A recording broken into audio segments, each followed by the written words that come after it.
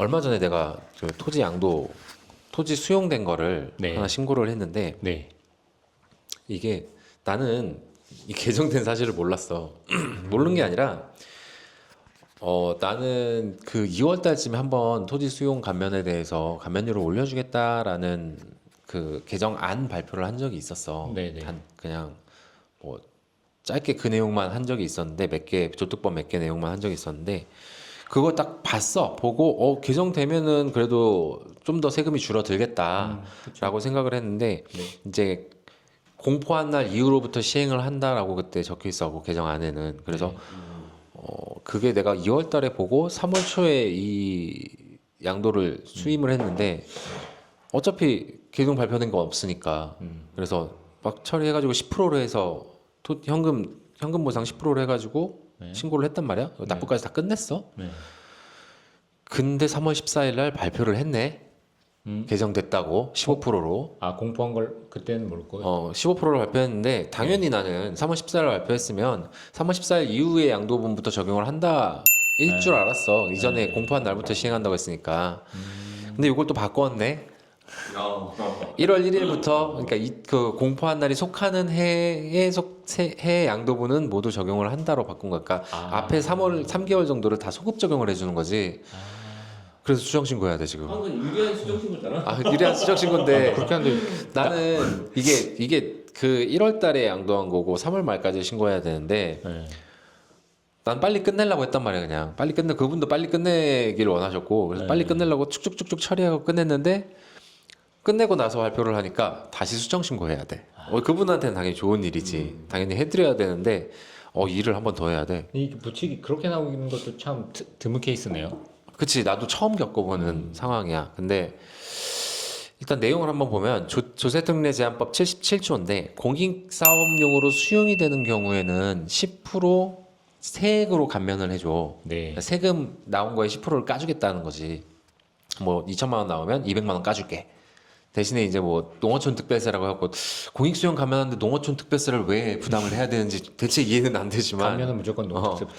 근데 어쨌든 10%를 까주겠다. 그 현금으로 받으면 10%를 까주고 채권으로 받으면 15% 까줄게. 근데 이 채권이 3년 만기 채권이고 3년 만기 이상 보유를 하면 3년 만기까지 보유하면 35% 까줄게. 많이. 근데 이 채권이 5년 만기 채권이야. 네. 5년 만기 다 보유하면 45% 까줄게. 엄청 많이 했네. 요렇게 나온 법률인데 솔직히 채권 받는 사람은 없어 잘. 나 못 봤어 아직까지 채권으로 보상받는 사람은.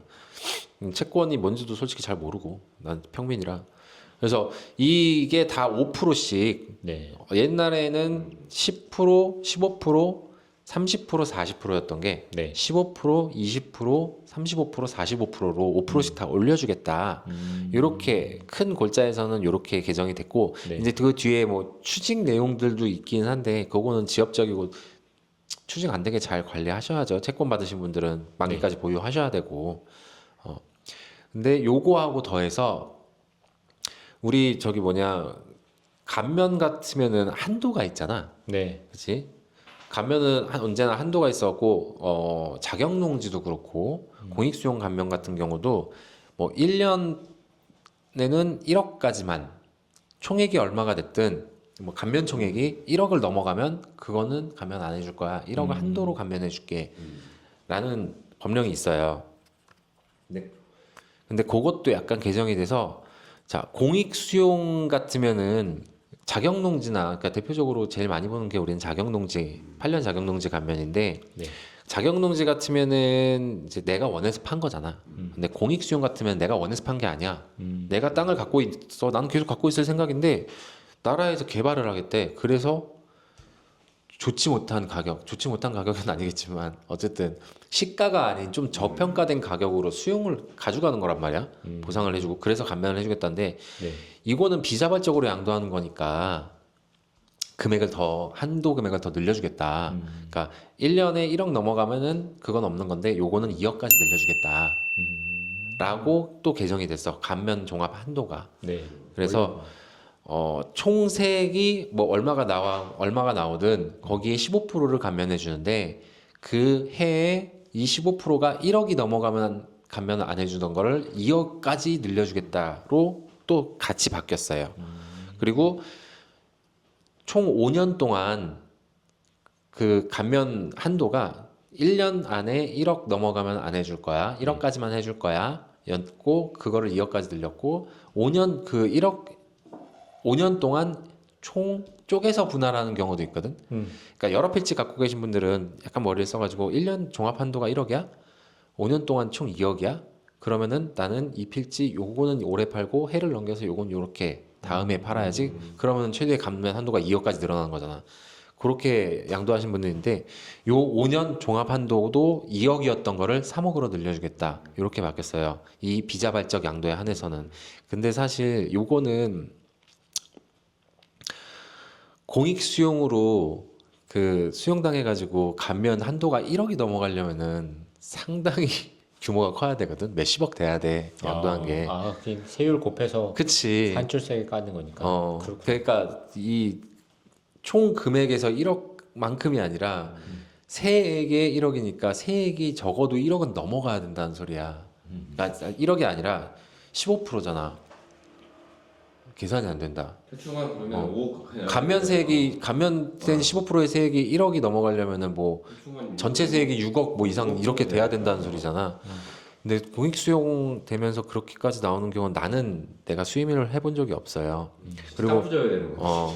그리고 한 가지 또 알아야 될 게 공익 수용 감면이 들어가는 경우에는 이게 보통 농지나 전답 같은 거 갖고 계신 분들이 많거든. 네네. 근데 전답 같은 경우는 자격 농지 감면 들어갈 수가 있어. 그렇죠. 두 개 감면이 두 개 동시 적용될 때는 또 배제하는 규정이 있는데 공익 수용 감면은 자격 농지하고 같이 들어갈 수가 있어요. 중복 적용 추가로. 그러면 전체 세액에서 자격 농지로 1억 일단 차감하고 그래도 세액이 남는다. 그러면 추가적으로 15%더 감면 받을 수 있는.